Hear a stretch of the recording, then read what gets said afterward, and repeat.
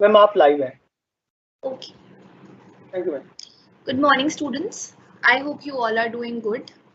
So yesterday we discussed about income under the head salary and its planning. So we are done with the salary unit. Today we are going to discuss about income from house property. Okay. So good morning, Srishti.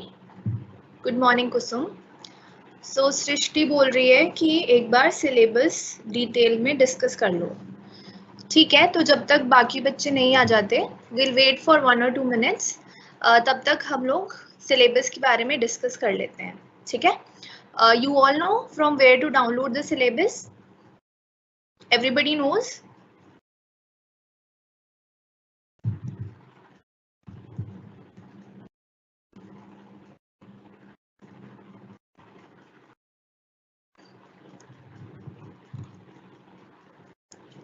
So let me first explain you कि आपको syllabus कहाँ से download करना है। Okay, I hope my screen is visible to you all. You have to type sol.du.ac.in. Then you have to continue to website. Okay. उसके बाद आपको जाना है CBCS वाला एक टैब दिखेगा आपको, इसके ऊपर जाना है और रिसोर्सेज पे क्लिक करना है। ठीक है, इसमें आपको सिलेबस दिखेगा, स्टडी मटेरियल दिखेगा, वीडियोस दिखेंगी। ठीक है, तो आपको यहाँ पर सिलेबस पे क्लिक करना है and because you are a student of 4th semester, तो आपका क्या है, अंडर ग्रेजुएट कोर्स है। Click on this. इसके बाद सेमेस्टर देखो अपना 4th, बीकॉम प्रोग्राम है आपका semester, right? So just click on this.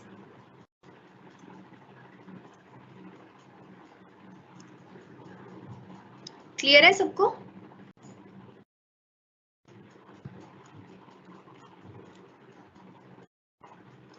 तो यहाँ पर जाके आपको अपना सिलेबस पूरा दिख जाएगा, इसमें सारी चीजें इंक्लूडेड हैं।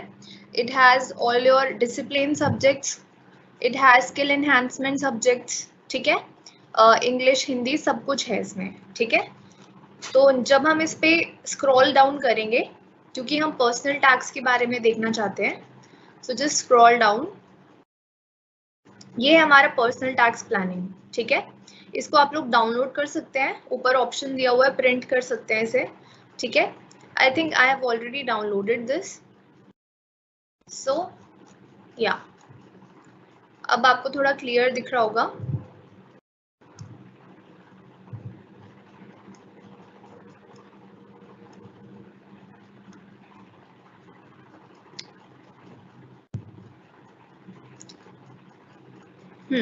आपको सिलेबस दिख रहा है अब? Is it clear?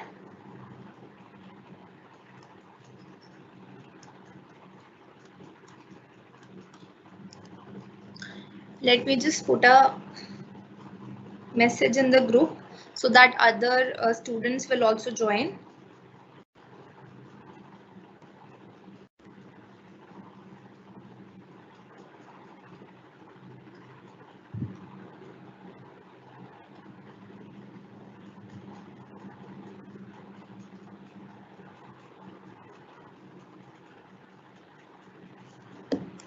Okay.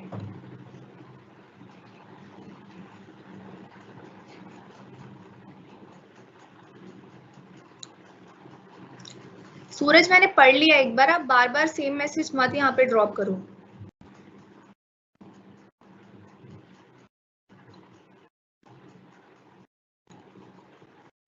आप लोगों को सिलेबस दिख रहा है स्क्रीन पे?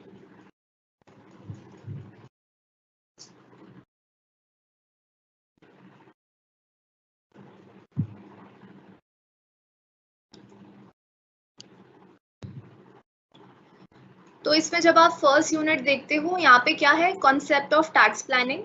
ठीक है, which includes everything that we discussed in the first 2 or 3 classes.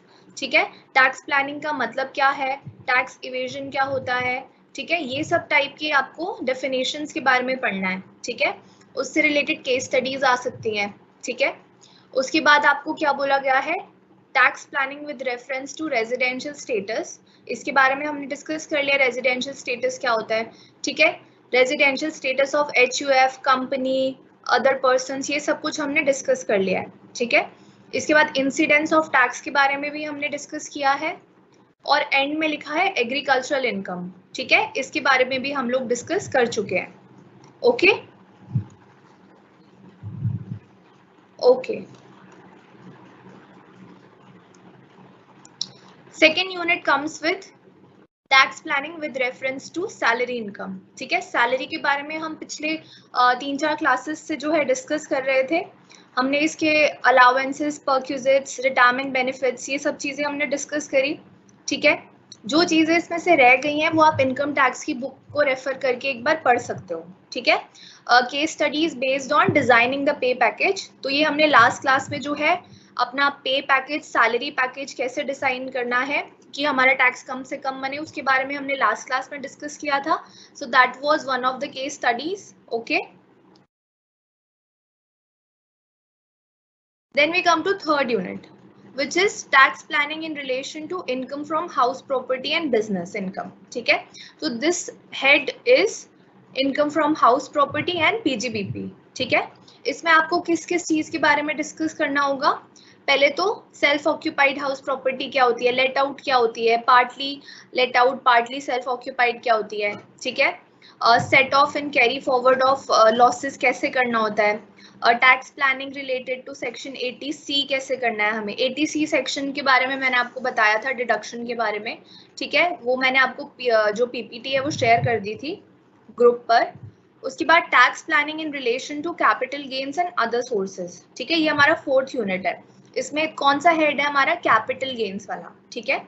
और फिफ्थ यूनिट जो है हमारा, वहाँ पे कुछ कॉमन चीजें हैं, जैसे कि क्लबिंग ऑफ इनकम क्या होता है, ठीक है। डिडक्शंस जो मैंने आपको ऑलरेडी भेज दी हैं, ये हम ऑलरेडी डिस्कस कर चुके हैं, ठीक है। और एक इसमें दिया गया है रिबेट अंडर सेक्शन 87A, ठीक है।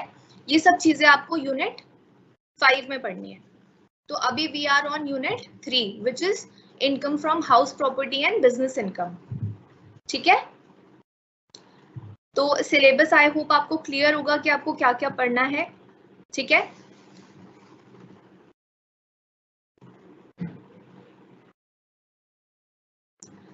आपको जो भी इसमें लगता है कि टॉपिक रह गए हैं या नहीं हुए हैं, तो उनको आप अपनी इनकम टैक्स की बुक में से रेफर कर सकते हैं, ठीक है। तो आज की हम क्लास अब स्टार्ट करते हैं। Let me share the presentation with you. Okay, so today we are going to discuss about what is income from house property, computation of income from house property कैसे निकालते हैं, computation of gross annual value, ठीक है। Gross annual value क्या होता है और कैसे निकालते हैं, ठीक है। तो इसके बारे में हम आज डिस्कस करेंगे। जिन लोगों ने सैलरी हेड मिस कर दिया था, दैट इज ओके। अब आप ये वाला हेड जो है इसको अच्छे से आगे सीखें, ठीक है। Please attend all the classes, क्योंकि आई गेस ये हमारी 9th क्लास है एंड हमारे पास ऑलमोस्ट 6 और क्लासेस बची हैं, तो ज्यादा क्लासेस नहीं है। Please make sure that you attend the classes, ठीक है। तो अब हम अपना सेशन स्टार्ट करते हैं। So income from house property होता क्या है? आप लोगों ने इनकम टैक्स में पढ़ा होगा, कुछ लोग सीए कर रहे होंगे, उन्हें पता होगा ऑलरेडी कि इनकम फ्रॉम हाउस प्रॉपर्टी क्या होता है। जब आप हाउस प्रॉपर्टी से कुछ इनकम कमाते हैं तो that is income from house property, ठीक है। हाउस प्रॉपर्टी क्या होती है? आपका घर, ठीक है। आपने किसी को अपना घर रेंट पे दे दिया, so that is your income, ठीक है। रेंट आ रहा है आपके पास, तो आपके लिए वो इनकम है, तो that would be considered as income under the head house property, ठीक है। एक बार इसके बारे में पढ़ते हैं कि हमने क्या लिखा है। Under the income tax act 1961, income generated from house property is subject to taxation. That means कि अगर आप हाउस प्रॉपर्टी से कोई भी इनकम जनरेट कर रहे हैं, आपने उसको रेंट पर देके इनकम जनरेट करी है, आपने उसको लीज पर देकर इनकम जनरेट की है, so that would come under income from house property, ठीक है। The annual value of any property is its taxable value and the owner who receives the income from property is liable to pay the tax। यानी कि ऐसा नहीं है कि अगर उस घर में मैं रह रही हूँ, मेरे पेरेंट्स रह रहे हैं और मेरे रिलेटिव्स भी रह रहे हैं, तो सब लोग टैक्स देंगे, ऐसा नहीं होता है। जो उस घर का ओनर है, जिसके नाम पर वो घर है, पेपर्स जिसके नाम पर है, वो जो है उसको टैक्स पे करना है, ठीक है। So owner would be liable to pay taxes, ठीक है। आगे क्या लिखा है, एनी लैंड अपॉर्टेंट टू और building owned by individual comes under house property, ठीक है। तो इसमें क्या बोला गया कि आपका जो घर है वो तो हाउस प्रॉपर्टी है ही, लेकिन उसके आसपास अगर कोई लैंड है, जैसे कि आपने देखा होगा कि कुछ बड़े बड़े घर होते हैं, उनके सामने गार्डन होता है, ठीक है, पार्किंग होती है उनकी गाड़ी खड़ी करने के लिए, ठीक है, जो उनकी बाउंड्रीज के अंदर ही आती है। आपने मूवीज में देखा होगा कि घर है, आगे बहुत ही सुंदर गार्डन है, गार्डन के पास पार्किंग है, ठीक है। सो ये जो घर के आगे का पूरा जो एरिया है, जो ये लैंड है, that is also considered under house property, ठीक है। ये जब आपकी बिल्डिंग के साथ लैंड कुछ जुड़ा हुआ है, ठीक है, so that would also be a part of house property. लेकिन अगर आप ऐसे बोलो कि एक खाली लैंड है, वहां पे कोई घर नहीं है, so that is not house property, ठीक है, क्योंकि वो एक खाली लैंड है, उसके उसके ऊपर कोई घर बना नहीं हुआ है, ठीक है। सो वो हाउस प्रॉपर्टी नहीं होगा। हाउस प्रॉपर्टी के अंडर एक तो पहले घर, ठीक है, घर या बिल्डिंग आपकी है, ठीक है, वो तो हाउस प्रॉपर्टी है ही। लेकिन अगर आपकी बिल्डिंग के आगे कोई एरिया है, गार्डन है, आंगन है, ठीक है, so that is also a part of house property. लेकिन कंडीशन ये है कि वो आपकी बिल्डिंग से जुड़ा होना चाहिए, ठीक है। ऐसे कोई लैंड है, खाली है, that is not a house property, ठीक है। So this is the meaning of house property. Income from house property, the legal owner of property is liable to pay taxes under on the income from house property। तो ये अभी हमने पढ़ा कि taxes would be paid by the owner itself, ठीक है। self occupied and rental property can be treated as sources of income from house property, ठीक है। अगर हम किसी को रेंट पे अपना घर देते हैं तो वहां से जो पैसा आता है, that would be considered under the head house property, income from house property, ठीक है। आपको कुछ कंडीशन सेटिस्फाई करनी होती है। पहली होती है the owner of the house should be the assessee, यानी कि टैक्स जो है ओनर पे करेगा, और जो टैक्स पे करता है वो कौन होता है, असेसी होता है हमारा, ठीक है। ये डेफिनेशन हमने फर्स्ट क्लास में डिस्कस करी थी। असेसी कौन होता है, असेसी वो पर्सन होता है जो टैक्स पे करता है, ठीक है। यहाँ पर टैक्स कौन पे करेगा, owner, therefore owner is the assessee. इसके बाद है the property should comprise building, house और लैंड, ठीक है, एंड लैंड। तो आपकी जो प्रॉपर्टी है उसमें बिल्डिंग हो सकती है, हाउस हो सकता है, और उसके साथ जुड़ा हुआ एक लैंड हो सकता है, ठीक है।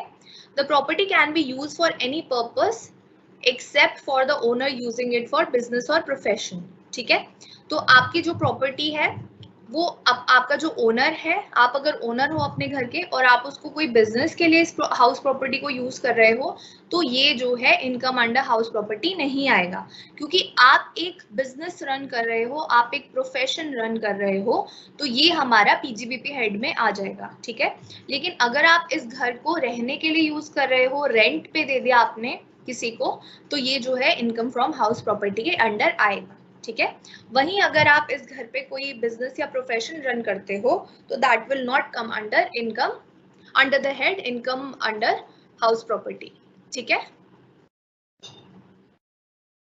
अब जो हमारे हाउस प्रॉपर्टी के सेक्शंस होते हैं, दे स्टार्ट फ्रॉम सेक्शन 22 और आगे तक कब तक जाते हैं, वो 27 सेक्शन तक, ठीक है। तो ये सेक्शंस जो है हमने इनकम टैक्स में ऑलरेडी पढ़े हैं, तो ये तो आपसे मुझे लगता है नहीं पूछा जाएगा। इसको एक बार नजर मार लो कि कौन सा सेक्शन किसके लिए होता है। सेक्शन 22 बोलता है कि what is taxable under income from house property, यानी कि टैक्स लगेगा हमारी हाउस प्रॉपर्टी पे, कौन से वाली पे लगेगा, ठीक है। सेक्शन 23 बोलता है कि एनुअल वैल्यू कैसे कैलकुलेट करनी है। उसके बाद सेक्शन 24 हमें बताता है कि कुछ डिडक्शंस जो है हाउस प्रॉपर्टी में हमें दी जाती हैं, ठीक है। Section 24A and section 24B की हमें डिडक्शन मिलती है, ये हम आगे सीखेंगे। सेक्शन 25 बोलता है aspects of amount not deductible from income from house property. ऐसे कौन से अमाउंट हैं जो कि इनकम फ्रॉम हाउस प्रॉपर्टी में नहीं आएंगे, ठीक है। 25AA बोलता है अनरियलाइज रेंट, ठीक है। अनरियलाइज रेंट होता है जो रेंट आपको मिलना था बट मिला नहीं, ठीक है। इसके बाद 25B बोलता है arrears of rent received. Arrears of rent receive क्या होता है कि कोई रेंट आपको मिलना था किसी और महीने में पहले मिलना था, लेकिन आपका जो टेनेंट है उसने आपको 2-3 साल बाद रेंट दिया, ठीक है, तो वो अरियर्स हो गए थे उसके अगेंस्ट, तो आपको ये अरियर्स बाद में रिसीव हुए, ठीक है। उसके बाद है property owned by co owners, 26 section बोलता है। 27 बोलता है deemed ownership situations for taxing income from house property. Section 27 थोड़ा इंपॉर्टेंट है, इसमें क्या होता है, डीम्ड ओनरशिप की बात होती है। डीम्ड ओनरशिप क्या होती है कि आप ओनर नहीं हो, ठीक है, पेपर्स पर आप ओनर नहीं हो, लेकिन लॉ क्या करता है कि आपको ओनर मान लेता है, ठीक है। अब ये कैसे केसेस हो सकते हैं, जैसे कि एक घर था, वो खरीदा एक हस्बैंड ने, ठीक है, और नाम कर दिया अपनी वाइफ के, ठीक है। तो पेपर्स पर तो ओनर उसकी वाइफ है, ठीक है, घर की ओनर कौन है, उसकी वाइफ। बट लॉ बोलता है कि आप जो हो यानी हस्बैंड जो है, he is the deemed owner, ठीक है, क्योंकि उसने अपनी वाइफ से कोई पैसे नहीं लिए उस घर के लिए, ठीक है, उस घर को अपनी वाइफ के नाम करने के लिए कोई पैसे नहीं लिए, और जिस पैसे से उन्होंने घर खरीदा वो उन दोनों का था, ठीक है, क्योंकि हस्बैंड अगर कुछ पैसे अर्न कर रहा है तो वाइफ भी उसकी जो है ओनर होती है उस पैसे की, ठीक है, क्योंकि वो दोनों कंबाइंड ओनर थे। तो इसीलिए पेपर्स पर तो क्या था कि जो वाइफ थी वो थी ओनर, है ना, लेकिन लॉ ने बोला कि इसका ओनर क्या है, हस्बैंड भी है, डीम्ड ओनर हस्बैंड है, ठीक है, लॉ ने मान लिया कि ओनर क्या है, हस्बैंड है, ठीक है। और ये क्यों किया गया था, क्योंकि पहले लोग क्या करते थे, टैक्स बचाने के लिए घरों को मतलब ऐसे करते थे, अपनी वाइफ के नाम पे कर दिया, अपनी मदर के नाम पे कर दिया, ठीक है। अब उनकी कोई और इनकम तो है नहीं, है ना, वाइफ अगर हाउस वाइफ है या फिर हाउस मेकर है, तो वाइफ की कोई और इनकम नहीं है, कोई और सोर्स है, तो उनके नाम पे सिर्फ घर है, और घर में भी क्या है कि फैमिली रह रही है, ठीक है, तो वहां से कोई रेंटल इनकम नहीं आ रही है, और अगर रेंटल इनकम आ भी रही है तो वो कितनी होनी चाहिए, 2.5 लाख से ऊपर होनी चाहिए, अगर वो 60 ईयर से कम है तभी तो टैक्स लगाएगा लॉ हमारा। तो लॉ ने आगे क्या किया, लोग ऐसे करते थे कि अपनी वाइफ और मदर के नाम पे ऐसे घर कर देते थे और बोलते थे कि ये हमारा नहीं, ये इनका है, तो टैक्स उनको पे करना चाहिए जो भी बनेगा, और टैक्स बनता ही नहीं था, तो उनके घर जो था रेंटल इनकम जो थी टैक्स फ्री हो जाती थी। तो अब ये डीम्ड ओनरशिप का जो है प्रोविजन गवर्नमेंट लेकर आई थी काफी साल पहले। तो उसमें क्या था कि अगर हस्बैंड और वाइफ जो है एक साथ घर खरीदते हैं तो हस्बैंड भी डीम्ड ओनर बन जाता है, ठीक है, या फिर हस्बैंड अपनी वाइफ के नाम पे जो है घर करा देता है, लेकिन पैसा सारा हस्बैंड भर रहा है, ठीक है, लोन पूरा हस्बैंड ने लिया है, तो इस घर का डीम्ड ओनर हस्बैंड है, ठीक है। लॉ मान लेता है, डीम्ड ओनर मतलब लॉ ने मान लिया कि आप ओनर हो, ठीक है, डीम्ड ओनर, ठीक है, owner is wife but deemed owner is husband, ठीक है।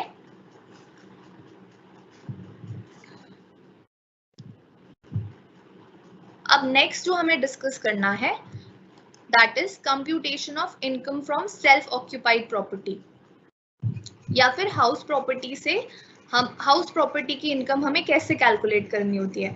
तो ये यहाँ पर एक मैंने आपको चार्ट बना के दिया है जिसमें कि आपको वैल्यूज पुट करनी होती हैं और हमारी income from house property calculate हो जाती है, ठीक है। ग्रॉस एनुअल वैल्यू GAV होता है, ठीक है, GAV होता है घर की एग्जैक्ट वैल्यू कितनी है, ठीक है, जिस घर में हम रह रहे हैं या जो घर हमने रेंट पे दिया है उसकी वैल्यू कितनी है, ठीक है। तो आपको क्या याद रखना है, पहले तो दो टाइप के, तीन टाइप के घर होते हैं हमारे, सेल्फ ऑक्यूपाइड होता है, लेट आउट होता है, ठीक है, deem to be let out होता है। तो इनमें से जो सेल्फ ऑक्यूपाइड होता है वो ऐसा घर है जिसमें हम रह रहे हैं, ठीक है। तो पहले हम इनके बारे में डिस्कस कर लेते हैं, सेल्फ ऑक्यूपाइड क्या होता है, deem to be let out क्या होता है। So see this classification of house property, so it is classified into 3: self occupied, let out and deemed to be let out, ठीक है। so self occupied property क्या होता है, a self occupied property is used for one's own residential purpose, ठीक है। पहली line से हमें क्लियर हो रहा है, सेल्फ ऑक्यूपाइड नाम से भी क्लियर हो रहा है कि we are staying in that particular house, right. ये जो प्रॉपर्टी है हमारी इसमें हम लोग रिसाइड कर रहे हैं, ठीक है, इट इज सेल्फ ऑक्यूपाइड, ठीक है, हमने किसी को किराए पे नहीं दी है, ठीक है, हमने क्या किया है, ये अपने रहने के लिए रखी है, so this is self occupied. आगे क्या लिखा है, this may be occupied by tax payers family, यानी जो इस घर का ओनर है या एसेसी है उसके पेरेंट्स इसमें रह रहे हो सकते हैं, या फिर उनका स्पाउस, या फिर उनके बच्चे। ठीक है, सो ये क्या है, सेल्फ ऑक्यूपाइड में कंसिडर किया जाएगा। Okay, a vacant house property is considered as self occupied for the purpose of income tax. अगर आपकी प्रॉपर्टी जो है खाली भी पड़ी है, आप उसमें नहीं रह रहे हो, आप कहीं और रह रहे हो, तो भी उसको क्या है, सेल्फ ऑक्यूपाइड माना जाएगा। अब देखो फाइनेंशियल ईयर 1920 में एक अमेंडमेंट आई।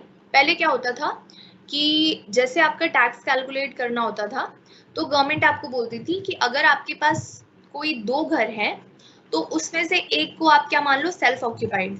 ठीक है, आपको ये याद रखना है कि सेल्फ ऑक्यूपाइड की ग्रॉस एनुअल वैल्यू 0 होती है, उसमें म्युनिसिपल टैक्सेस 0 लगते हैं। ठीक है, तो आपको ये याद रखना है।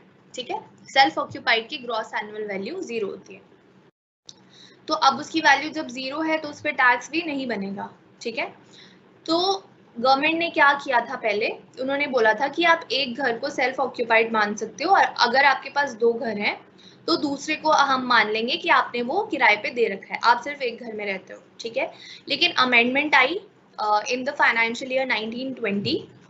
उसमें क्या हुआ 2019-20 में कि गवर्नमेंट ने बोला कि आप 2 घर जो हैं सेल्फ ऑक्यूपाइड मान सकते हो। ठीक है, फॉर एग्जाम्पल अब कि हमारे पास 4 घर हैं तो 2 घर हमने सेल्फ ऑक्यूपाइड मान लिए। ठीक है, क्योंकि अमेंडमेंट आ गई थी, एक पर्सन 2 घर को सेल्फ ऑक्यूपाइड ले सकता है मैक्सिमम। ठीक है, अब अगर हमारे पास 4 घर हैं तो 2 घर हो गए सेल्फ ऑक्यूपाइड, उन पे टैक्स नहीं लगेगा, और 2 जो बचे हुए घर हैं उसमें गवर्नमेंट बोलती है कि या तो इसको आप किराए पे दे दो। ठीक है, अगर आप किराए पे इसको नहीं दे पाते हो तो गवर्नमेंट मान लेती है कि आपने इसको किराए पे दे दिया। ठीक है, क्योंकि उनको तो टैक्स लगाना है, राइट, तो उनको टैक्स लगाना है, तो वो बोलती है कि ठीक है, हमने आपको जो है 2 घरों के लिए माफ कर दिया, 2 घर को आप सेल्फ ऑक्यूपाइड मान लो, लेकिन जो बचे हुए 2 घर हैं उनको आपको या तो लेट आउट करना पड़ेगा यानी रेंट पे देना पड़ेगा, या फिर हम मान लेंगे कि आपने इसको लेट आउट करा हुआ है। ठीक है, जब हम किसी चीज को मान लेते हैं, जब लॉ मान लेता है, so that the word used is deemed। ठीक है, deemed, तो या तो आप उसको लेट आउट कर दो या हम मान लेंगे कि these houses are deemed to be let out। ठीक है, तो सेल्फ ऑक्यूपाइड क्लियर हो रहा है।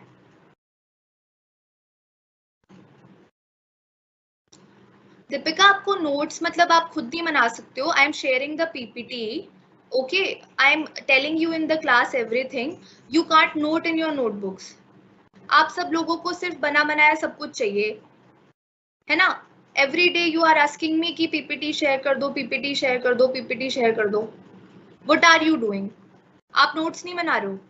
मैं इतना स्लो जो है पढ़ा रही हूँ, I am not running away, तब भी आप लोगों से कुछ चीजें नोट नहीं हो रही है। और मैंने आपको बोला है कि I will share the PPTs, मुझे कुछ करेक्शन भी करनी होती है। In every class, no need to just remind me ki share the PPT, share the PPT.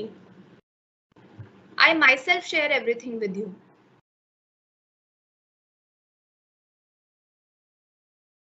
Please be attentive in the class. और पीपीटी शेयर करने से क्या होगा, आपको इनकम टैक्स की बुक डाउनलोड करी आपने, उसमें से पढ़ा आपने जो मैं पढ़ा रही हूँ, नहीं पढ़ रहे हो ना आप, पढ़ो उसको। कल मैंने सैलरी प्लानिंग कराई थी, वो नहीं है बुक में तो मैंने शेयर करी आपके साथ, और मैं नोट शेयर कर दूंगी।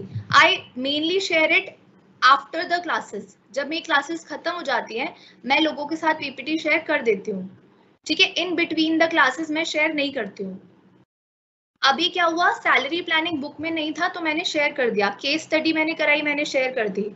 अब आप मुझे हर क्लास में ऐसे बोलो कि पीपीटी शेयर कर दो, पीपीटी शेयर कर दो, तो मैं क्लास फिर क्यों पढ़ाऊं? आप पीपीटी ले लो, उसमें से पढ़ लो। प्लीज ध्यान दो जो मैं पढ़ा रही हूँ, मुझे आपको कोई चिल्लाने का या आपके ऊपर गुस्सा करने का मेरा कोई पर्पस नहीं है। आई जस्ट वांट कि जब मैं इतना स्लो पढ़ा रही हूँ, ठीक है, तो प्लीज आप क्लास में अटेंटिव रहो। ठीक है, आप नोट्स बनाओ, जब आप खुद लिखते हो तो आपको ज्यादा चीजें याद रहती है। पीपीटी मैं शेयर कर दूंगी, मुझे कहीं नहीं लेके जानी है पीपीटी, आप लोगों के लिए बनी है।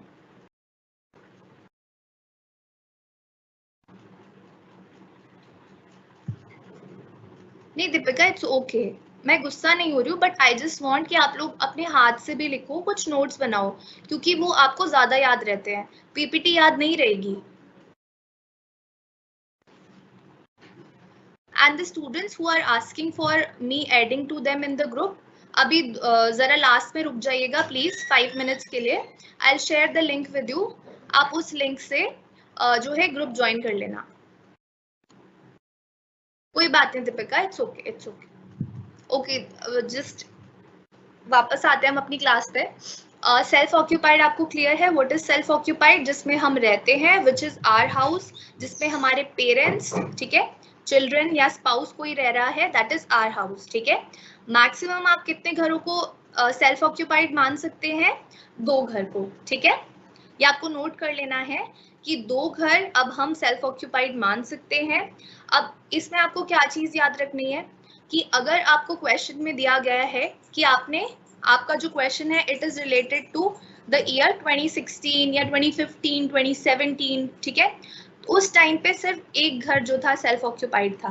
दिस अमेंडमेंट केम इन 2019, ठीक है, फाइनेंशियल ईयर 2019-20, कि आप अब 2 घरों को सेल्फ ऑक्यूपाइड मान सकते हो. ठीक है, तो अगर आपको क्वेश्चन में 2019 वाला जो है ईयर दिया है तो आप उसमें 2 घर सेल्फ ऑक्यूपाइड मान लेना. लेकिन अगर उसके पहले का कोई ईयर दिया गया है तो आप क्या करना कि एक घर सेल्फ ऑक्यूपाइड मानना. ठीक है, क्लियर हो रहा है इतना? ओके दीपिका, ओके, कोई बात नहीं, ठीक है. Let out house property. अब लेट आउट हाउस प्रॉपर्टी क्या होता है? लेट आउट नाम से हमें क्लियर हो रहा है कि हमने किसी को रहने के लिए दे दी. अब हम किसी को रहने के लिए ऐसे ही तो नहीं दे देंगे ना, हम रेंट लेंगे उससे. ठीक है, तो लेट आउट प्रॉपर्टी क्या होती है? जब हम अपनी हाउस प्रॉपर्टी को किसी को रेंट पे दे देते हैं. ठीक है, क्लियर है?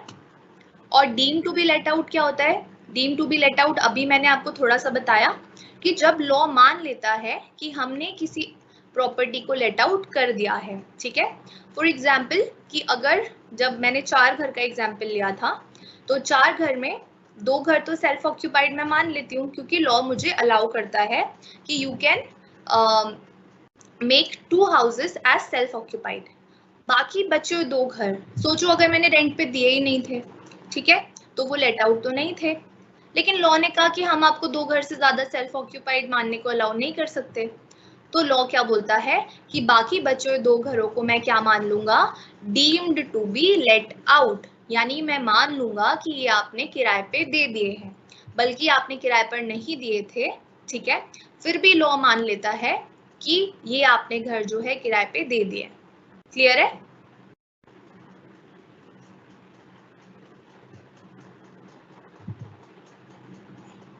हाँ जी, अगर आपके पास 2 ही घर हैं तो वो दोनों सेल्फ ऑक्यूपाइड में आ जाएंगे. ठीक है, अब कुछ इंपॉर्टेंट टर्म्स होती हैं जो हम जीएवी की कैलकुलेशन में यूज करते हैं. ग्रॉस एनुअल वैल्यू, घर की ग्रॉस एनुअल वैल्यू निकालते हैं, उस पर टैक्स लगता है. ठीक है, तो ये था हमारा ग्रॉस एनुअल वैल्यू जहां पर यूज होता है. Just let me take a pen.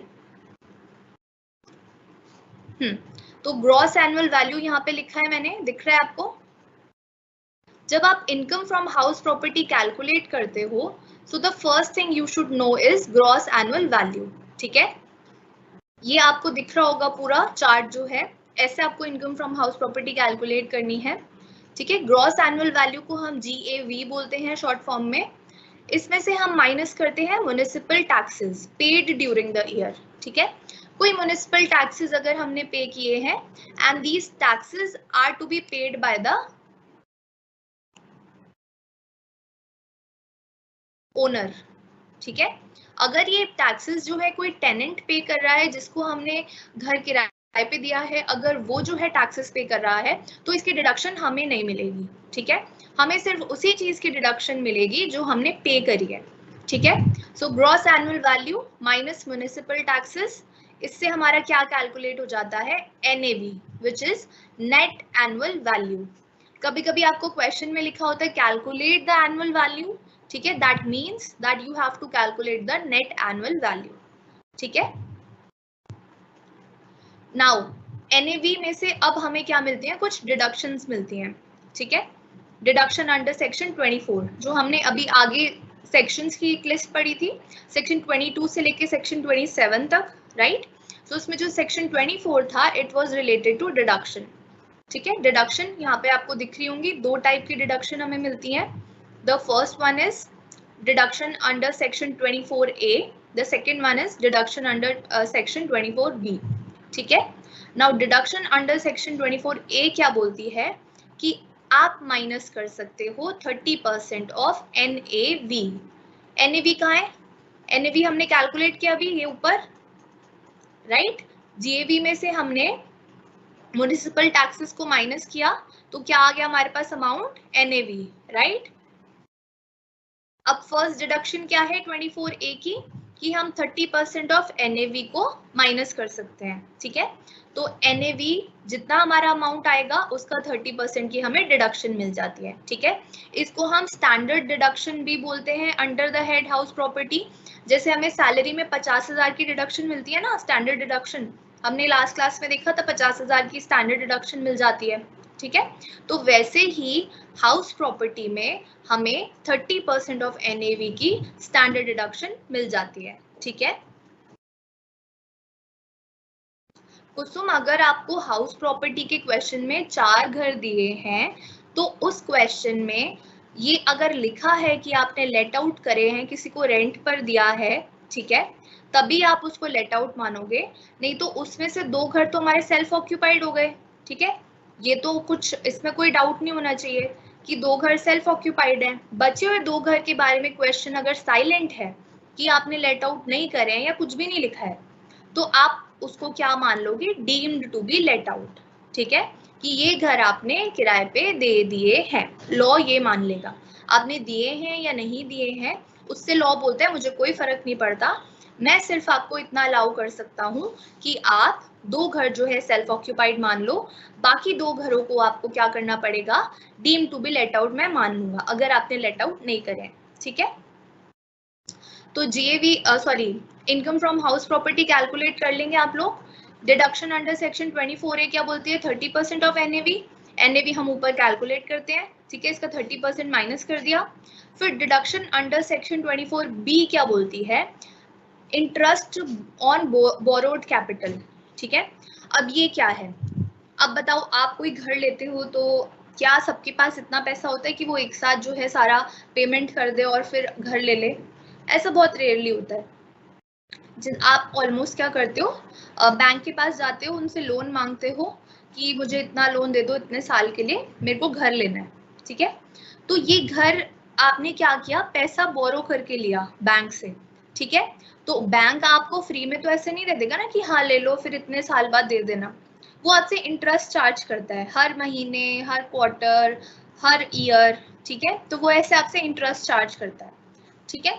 तो लॉ क्या बोलता है कि आपने जो पैसा उनसे लिया है दैट इज ओके, लेकिन हम आपको जो इंटरेस्ट आपको पे करना पड़ रहा है उस लोन के अगेंस्ट, ठीक है, बोरोड कैपिटल यानी कि जो लोन आपने लिया, पैसा लिया आपने, ठीक है, उस बोरोड कैपिटल के अगेंस्ट जो आपको इंटरेस्ट पे करना पड़ रहा है बैंक को, उसकी आपको हम डिडक्शन दे देंगे सेक्शन 24B में, ठीक है। 24A में किसकी डिडक्शन मिल रही थी हमें? 30% ऑफ NAV। NAV हमने कैसे निकाला था? GAV माइनस म्युनिसिपल टैक्सेस, ठीक है, it is known as NAV, ठीक है। अब NAV का जब हम 30% करते हैं तो that is deduction under section 24A, ठीक है। उसके बाद डिडक्शन अंडर सेक्शन 24B क्या बोलती है हमें कि आप जो है जो आपने बोरोड कैपिटल लिए है, लोन लिया है, उसके ऊपर आपका जो इंटरेस्ट पेमेंट जा रहा है तो उसकी हम आपको डिडक्शन प्रोवाइड कर देंगे, ठीक है। क्लियर हो रहा है थोड़ा ये?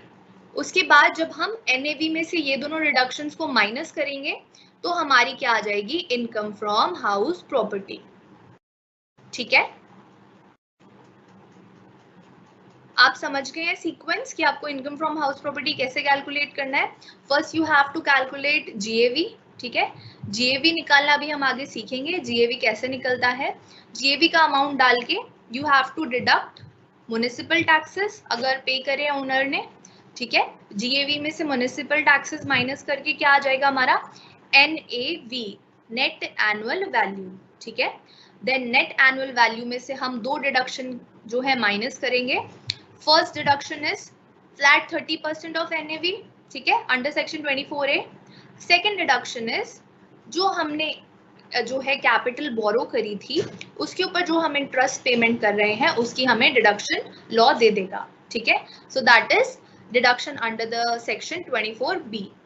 और जब हम इसको माइनस कर देंगे एनएवी में से, then what we will get income from house property, ठीक है।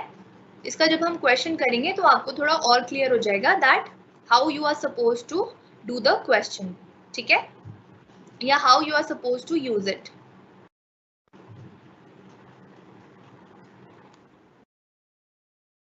अब हमने लेट आउट प्रॉपर्टी के बारे में, deem to be let out के बारे में डिस्कस कर लिया है। नाउ जीएवी आपने देखा था सबसे ऊपर जो है उस पर्टिकुलर टेबल में लिखा था जीएवी। जीएवी की वैल्यू हमें पता होनी चाहिए, तभी जो है हम एनएवी कैलकुलेट कर पाएंगे और उसके आगे हाउस प्रॉपर्टी को कैलकुलेट कर पाएंगे, ठीक है। तो जीएवी हमें कैसे कैलकुलेट करना है, उससे पहले हमें कुछ चीजें, कुछ टर्म्स के बारे में पता होना चाहिए, ठीक है। कौन कौन सी टर्म्स है ये यहाँ पे आपको स्क्रीन पे दिख रही होंगी। The first one is actual rent, ठीक है। Second one is municipal value, third is fair rent, fourth is standard rent and the fifth one is expected rent, ठीक है। ये सब चीजें जो है हमारी जीएवी की कैलकुलेशन में यूज होती है। Now what is the meaning of these 5 things, we will discuss it now.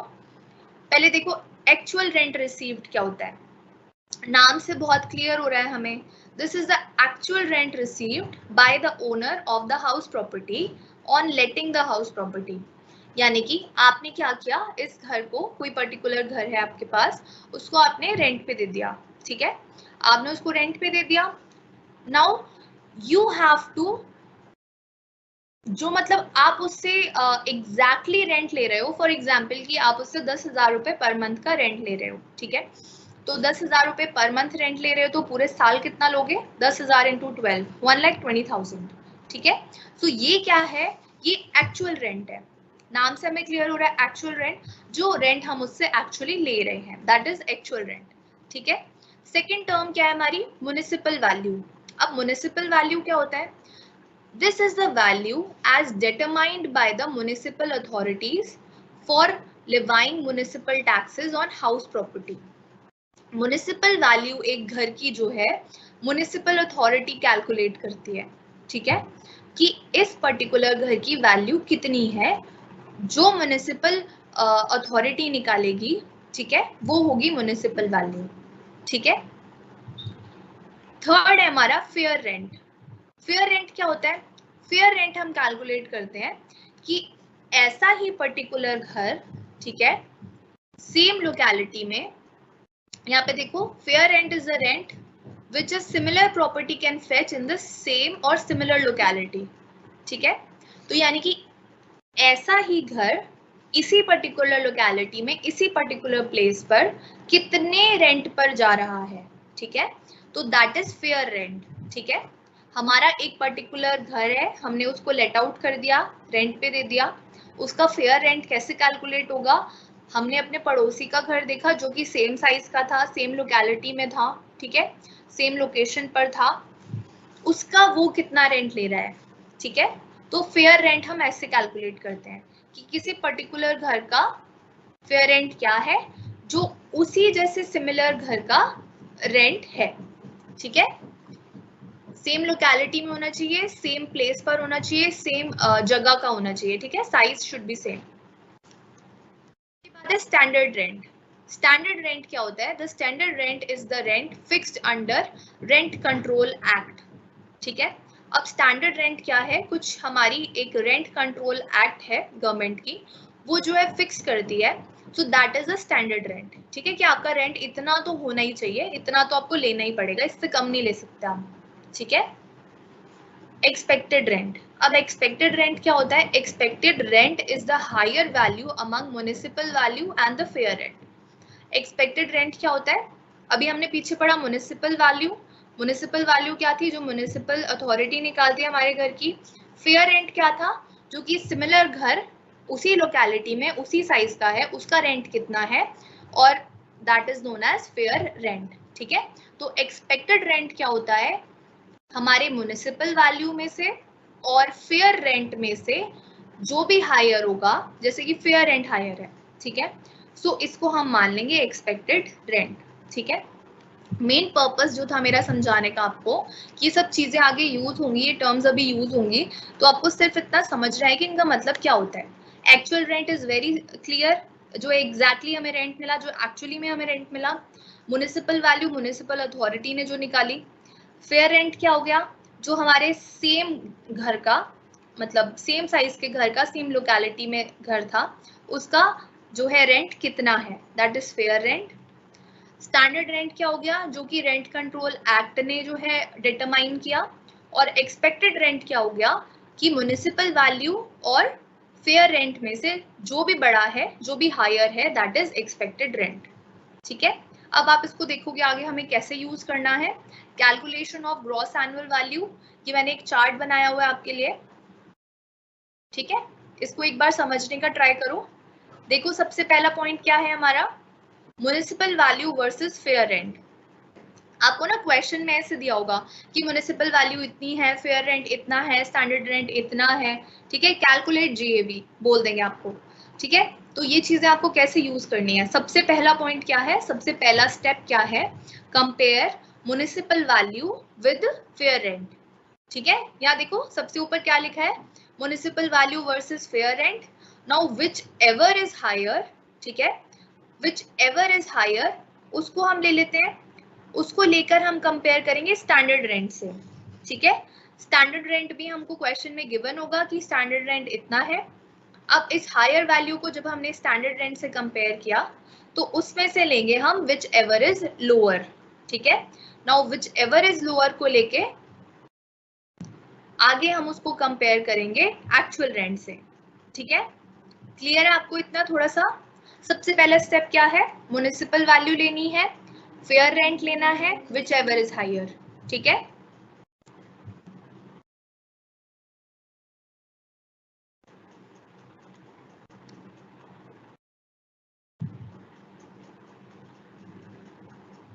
तो म्युनिसिपल वैल्यू गिवन होगी क्वेश्चन में,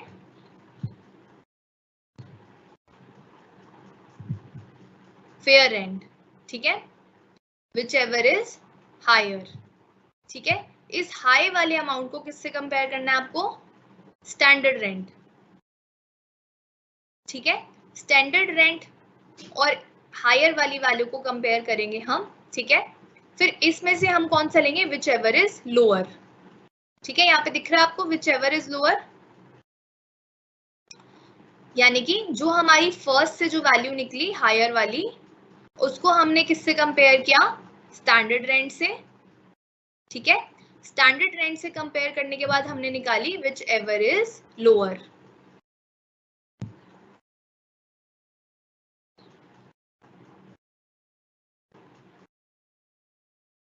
ठीक है, अब इस लोअर वाली वैल्यू को हमने किससे कंपेयर करना है, एक्चुअल रेंट से। ठीक है, इस वैल्यू को हम, लोअर वाली वैल्यू को नाम देते हैं एक्सपेक्टेड रेंट। ठीक है, इसको हमें किससे कंपेयर करना है फिर, एक्चुअल रेंट से। ठीक है,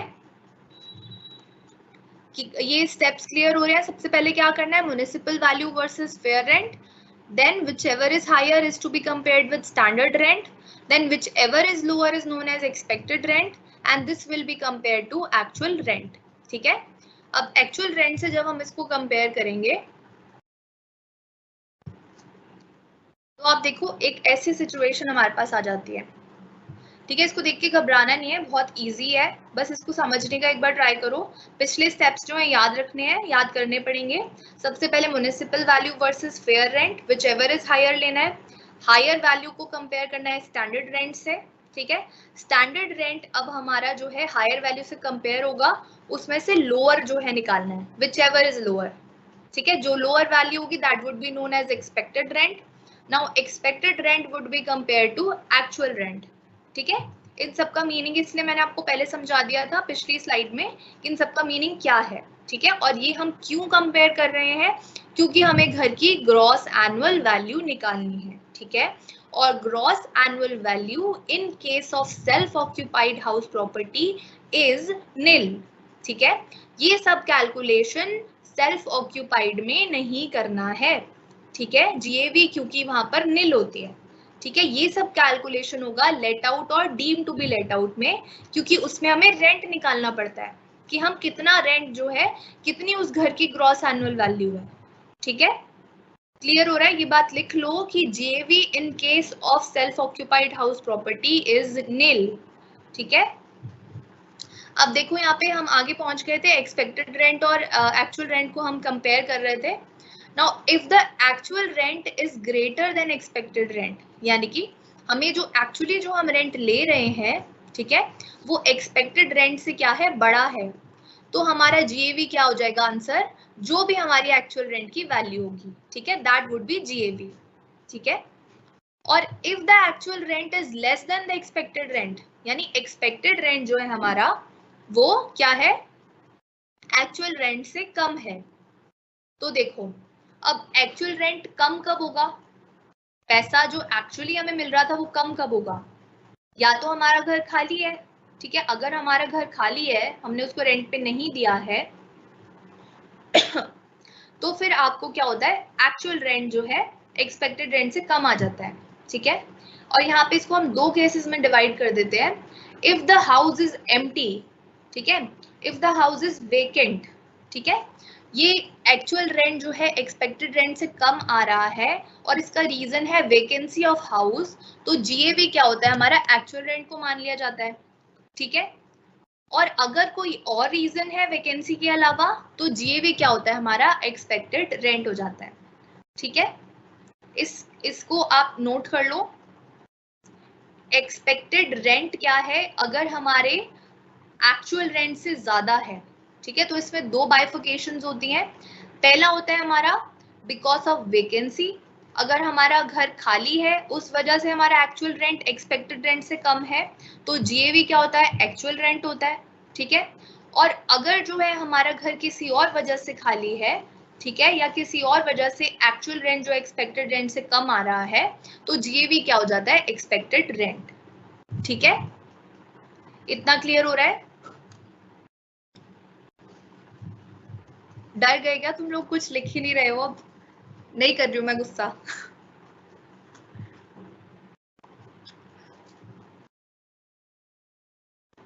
तो ये नोट जो है इसको एक बार देख लो, इसमें वही चीज लिखी है कि gross annual value of a self occupied house is nil. ठीक है, and for the let out property the gross annual value is the rent collected from the same house property. ठीक है, सो जब भी हमें क्वेश्चन में ये बोला जाएगा कि ग्रॉस एनुअल वैल्यू हमारे सेल्फ ऑक्यूपाइड घर की निकालो, तो दैट इज ऑलवेज नील। ठीक है, GAV in case of self occupied house is always nil.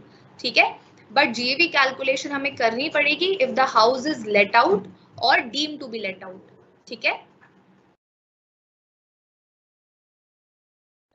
Okay. अब पिछला जो था वो हमारी टेबल जो थी, the structure how we have to calculate income from house property, उसको याद करो। उसमें क्या था, एक बार हम पीछे जाते हैं। ये था वो। सबसे पहले जीएवी निकालनी है, जीएवी निकालना हमने सीख लिया। जीएवी कैसे निकलेगी, फर्स्ट स्टेप क्या है हमारा, municipal value versus fair rent, then take whichever is higher. अब व्हिचएवर इज हायर वाले अमाउंट को compare it with the standard rent. ठीक है, स्टैंडर्ड रेंट और हायर वैल्यू में से जो भी कम है, ठीक है, उसको एक्सपेक्टेड रेंट बोलेंगे। Now compare the expected rent with the actual rent. ठीक है, तो इससे हमारा जो है जीएवी निकल जाएगा। नहीं Deepika, it's fine, it's fine, नहीं हूं मैं गुस्सा। ठीक है, तो हमारा जीएवी निकल गया है इन सारे रेंट की मदद से जो हमने अभी सीखे। इसमें से क्या माइनस करना है, म्युनिसिपल टैक्सेस। ठीक है, म्युनिसिपल टैक्सेस का अमाउंट भी हमें क्वेश्चन में गिवन होगा। इसके बाद एनएवी निकल गया। एनएवी के बाद the most important thing come which is deduction. Deduction कौन सी मिलेगी, डिडक्शन पहले कौन सी मिलेगी, 30% of NAV which is 24A की डिडक्शन, और 24B की डिडक्शन जो कि है हमारी interest on borrowed capital, interest on loan. ठीक है, तो 24B की जो डिडक्शन है ना, वो आपको इसमें क्या चीजें याद रखनी है कि जब आपका घर सेल्फ ऑक्यूपाइड होता है तो आपको इसकी थोड़ी डिफरेंट डिडक्शन मिलती है, और अगर आपका घर जो है लेट आउट है, आपने लेट आउट करा है, deem to be let out है, तो आपको इसकी थोड़ी कुछ अलग टाइप की डिडक्शन मिलती है। ठीक है, तो अभी हम क्या डिस्कस कर लेते हैं, डिडक्शन अंडर सेक्शन 24B। ठीक है, ए तो बहुत सिंपल है, ए तो क्लियर है, 30% ऑफ एनएवी करना है बस। ठीक है, बी में थोड़ा कंफ्यूजन है कि कितने डिडक्शन मिलेगी, क्या हमने सारा इंटरेस्ट जो पे कर दिया वो सारा डिडक्ट हो जाएगा, या कुछ हमारे पास कुछ स्पेसिफाइड अमाउंट है कि इतना ही डिडक्ट होगा एक साल में। ठीक है, तो इसको हम अभी डिस्कस करते हैं कि 24B में कितनी डिडक्शन जो है हमें अलाउड है।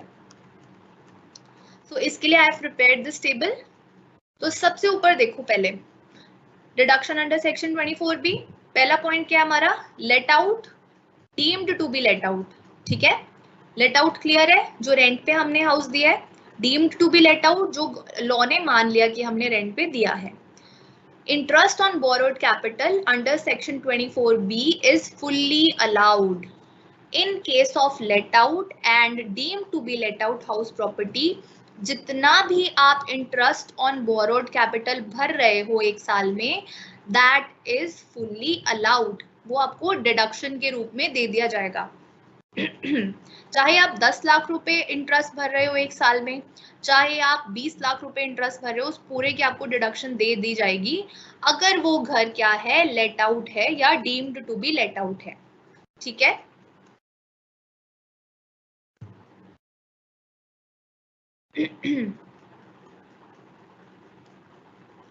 कौन सी वाली स्लाइड बोल रहे हो तुम लोग, ये वाली? देखो, एक्सपेक्टेड रेंट निकाल लिया ना। एक्सपेक्टेड रेंट कैसे निकाला, सबसे पहले आपने क्या किया, म्युनिसिपल वैल्यू और फेयर रेंट को कंपेयर किया, उसमें से हायर निकाला, उस हायर वैल्यू को स्टैंडर्ड रेंट से कंपेयर किया तो उनमें से लोअर निकाला, ये लोअर एक्सपेक्टेड रेंट हो गया। इसको कंपेयर करना है एक्चुअल रेंट से। ठीक है, अब अगर एक्चुअल रेंट जो है वो एक्सपेक्टेड रेंट से ज्यादा है तो जीएवी क्या आ जाएगा हमारा आंसर, जो कि एक्चुअल रेंट की वैल्यू होगी। ठीक है, और अगर इसका ऑपोजिट है, यानी कि एक्चुअल रेंट जो है वो एक्सपेक्टेड रेंट से कम आ रहा है हमारा, ठीक है, तो हम देखेंगे क्या क्वेश्चन में गिवन है कि हमारा घर खाली था, वैकेंसी है। अगर वैकेंसी कहीं भी मेंशन्ड है तो जीएवी क्या हो जाएगा हमारा, एक्चुअल रेंट। ठीक है, लेकिन बिकॉज ऑफ अदर रीजन अगर हमारा एक्सपेक्टेड रेंट ज्यादा आ रहा है तो जीएवी का अमाउंट क्या आएगा हमारा, जो भी एक्सपेक्टेड रेंट का अमाउंट होगा। ठीक है, क्लियर है इतना?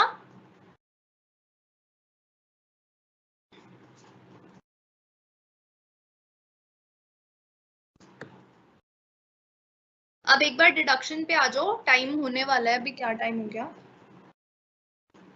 हाँ, तो फटाफट हम डिडक्शन को समझ लेते हैं।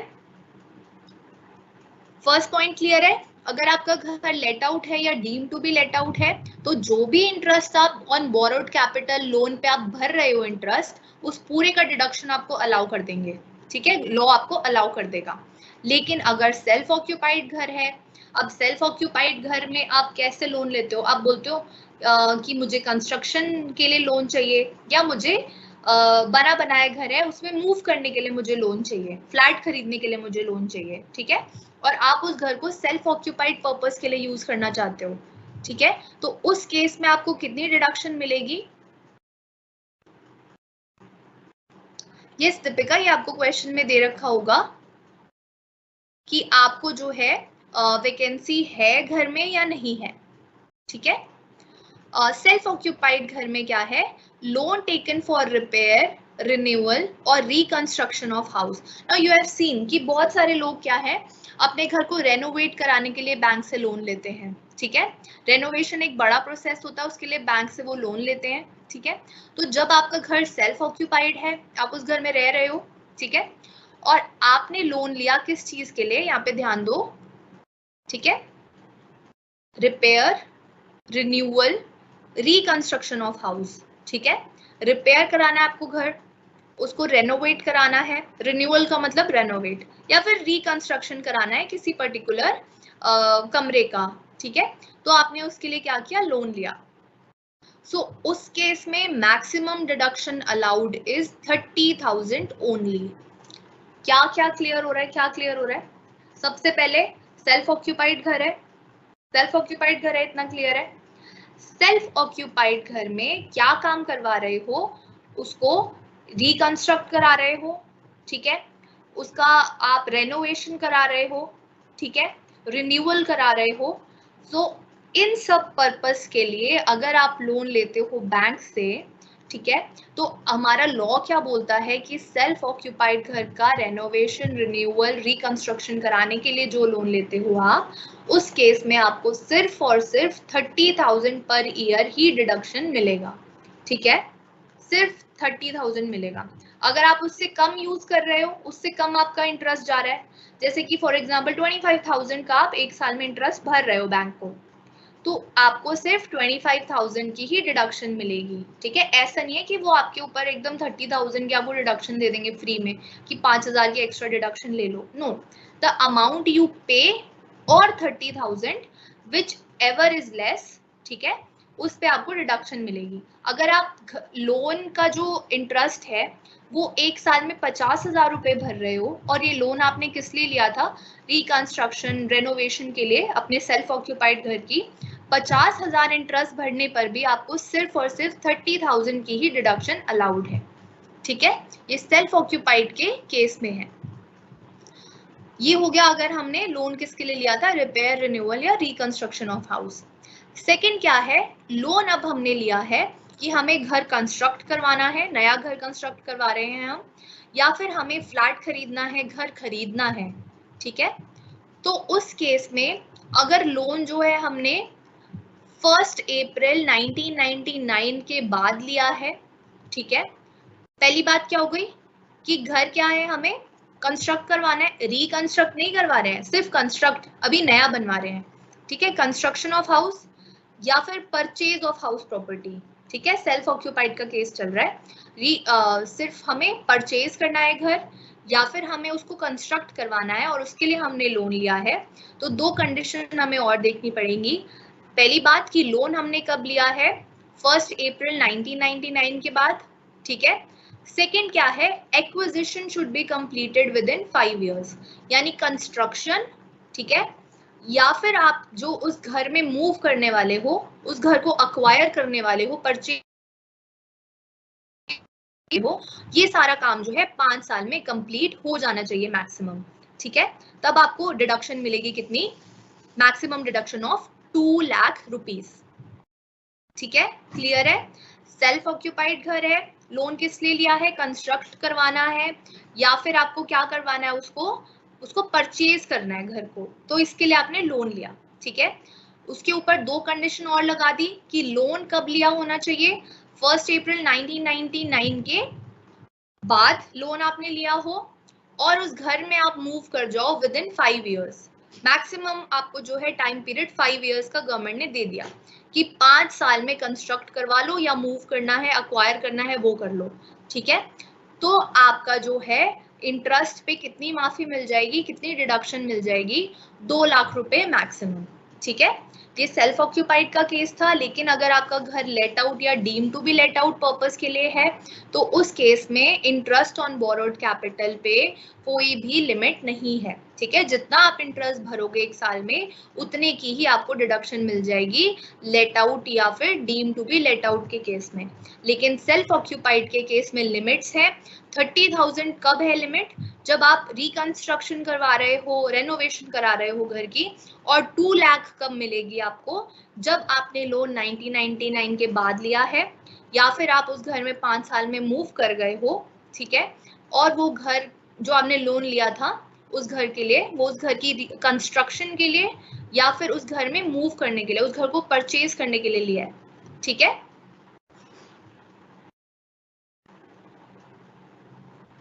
हाँ दीपिका, इंटरेस्ट दिया होगा, ठीक है। तो मैक्सिमम डिडक्शन आपको मिल जाएगी इस केस में 2 लाख रुपए की। अब देखो इस कंडीशन, जो ये कंडीशन अगर ये पूरी नहीं हो रही है, फॉर एग्जांपल आपने लोन लिया था 1 अप्रैल 1998 को, ठीक है, तो अब ये 2 लाख वाली कंडीशन पूरी नहीं हो रही है क्योंकि 1999 के बाद लिया होना चाहिए। तो इस केस में आपको सिर्फ 30,000 की रिडक्शन मिलेगी। ठीक है, सेल्फ ऑक्यूपाइड के केस में या तो 30,000 की रिडक्शन मिलती है या 2 लाख की मैक्सिमम रिडक्शन मिलती है। 30,000 स्पेसिफिकली रिकंस्ट्रक्शन और रेनोवेशन के लिए मिलती है और 2 लाख मिलती है for the acquisition of new house या कंस्ट्रक्शन ऑफ न्यू हाउस। ठीक है, और उसमें 2 कंडीशन पूरी करनी है। अगर कोई भी कंडीशन पूरी नहीं कर पा रहे हो, ठीक है, सेल्फ ऑक्यूपाइड घर की जो कि आपने लोन लिया है कंस्ट्रक्शन के लिए, तो इस केस में अगर कंडीशन पूरी नहीं होती है जो 2 दी हैं, तो आपको जो है सिर्फ और सिर्फ 30,000 की ही डिडक्शन मिलेगी। ठीक है,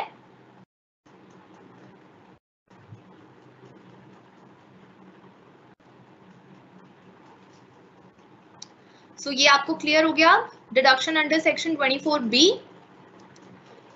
अभी क्या टाइम हो गया है? टाइम हो गया है, तो चलो 1-2 मिनट में ये क्वेश्चन डिस्कस कर लेते हैं। क्वेश्चन देखो, mister Y has a house property in Delhi whose municipal value is 1,60,000। अब याद करो जीएवी कैलकुलेशन के बारे में, उस पे क्या था, म्युनिसिपल वैल्यू थी 1,60,000 यहाँ पे दी गई है। फेयर रेंट दिया गया है 1,70,000।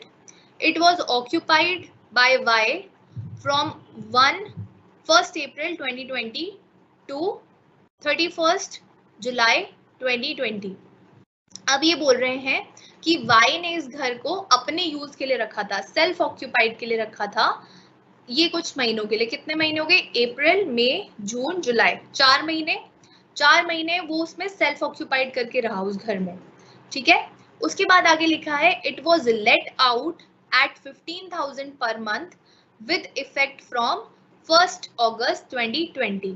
अब उसने ये घर पहले 4 महीने खुद के यूज के लिए रखा और फिर उसने 1 अगस्त को उसको क्या किया, लेट आउट कर दिया, किराए पे दे दिया। Then compute the annual value of the house property for assessment year 21-22 and municipal taxes paid by the owner are 25,000। आपको यहाँ पे annual value निकालनी है of house property which means net annual value। ठीक है, net annual value है हमारा। अब देखो आगे इसका सोल्यूशन कैसे निकाला हमने। सबसे पहले म्युनिसिपल वैल्यू और फेयर रेंट को हम कंपेयर करेंगे। ठीक है, फेयर रेंट और म्युनिसिपल वैल्यू को जब हम कंपेयर करते हैं, उसमें से हायर वाला अमाउंट लेना है। हायर क्या है इन दोनों में से, 1,70,000। ठीक है, this is to be compared with standard rent, but standard rent क्योंकि है ही नहीं तो उसको हम इग्नोर कर रहे हैं। क्वेश्चन में हमें कहीं स्टैंडर्ड रेंट के बारे में दिया है, नहीं दिया है ना, तो हम मान लेते हैं कि स्टैंडर्ड रेंट है ही नहीं। ठीक है, तो इन दोनों में से जो हायर वैल्यू होगी वो हमने ले ली, स्टैंडर्ड रेंट नहीं था इसीलिए हमने 1,70,000 को मान लिया एक्सपेक्टेड रेंट। क्योंकि हम स्टैंडर्ड रेंट को हायर वैल्यू से कंपेयर करते हैं फिर एक्सपेक्टेड रेंट निकलता है, बट यहाँ पे स्टैंडर्ड रेंट है ही नहीं तो उसको इग्नोर करना है। फेयर रेंट और म्युनिसिपल वैल्यू में से जो हायर है उसको लेना है और उसको यहाँ पे हमने एक्सपेक्टेड रेंट मान लिया। ठीक है, अब एक्सपेक्टेड रेंट को हम क्या करते हैं, एक्चुअल रेंट से कंपेयर करते हैं। एक्चुअल रेंट कितना है हमारा, 15,000 रुपए दे रहा था पर मंथ, वो है ना, 15,000 रुपए per month with effect from 1 8 2020, 1 अगस्त। तो अगस्त से लेके अप्रैल तक कितने महीने हुए, 8 महीने। ठीक है, क्योंकि 4 महीने तो वो खुद रहा था, बचे हुए 8 महीने हो गए। तो एक्चुअल रेंट आ गया हमारा 1,20,000। अब याद करो, actual rent greater than expected rent, actual rent less than expected rent. ठीक है, तो यहाँ पर देखो क्या हो रहा है, क्या कहीं वैकेंसी लिखा है कि घर किसी भी अमाउंट के लिए वैकेंट था, किसी भी महीने के लिए वैकेंट था, कुछ लिखा है यहाँ पे, नहीं लिखा है। तो इसमें हम क्या लेंगे कि हमारा जो एक्सपेक्टेड रेंट है, एक्सपेक्टेड रेंट बड़ा है एक्चुअल रेंट से।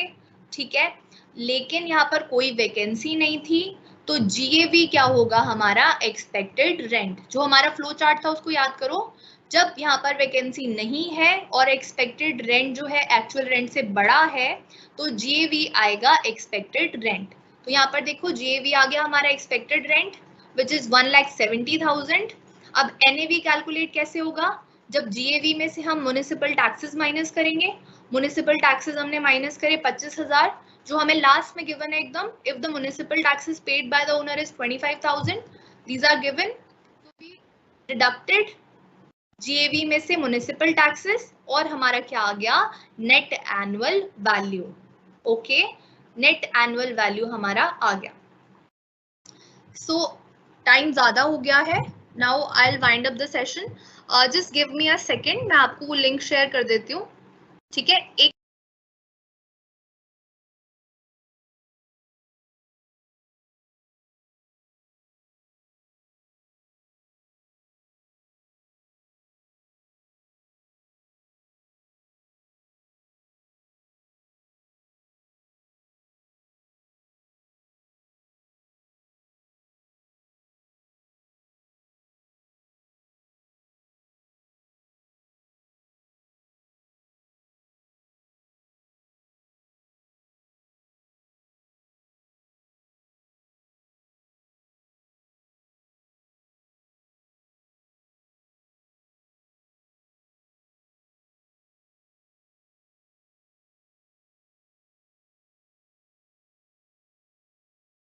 No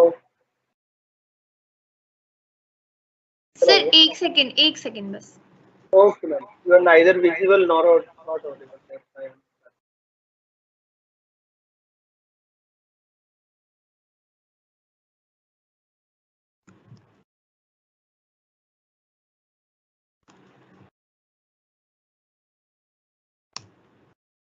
So students, this is the link for the WhatsApp group of personal tax planning. You can join the group from here. Okay. Now I'm leaving for the day. We'll meet on in the next class, which is on Saturday, next Saturday at 9 a.m. So till then, take care and bye-bye. See you in the next class. May I end, ma'am? Yes, Vikas sir. Yes. Thank you so much. Thank you.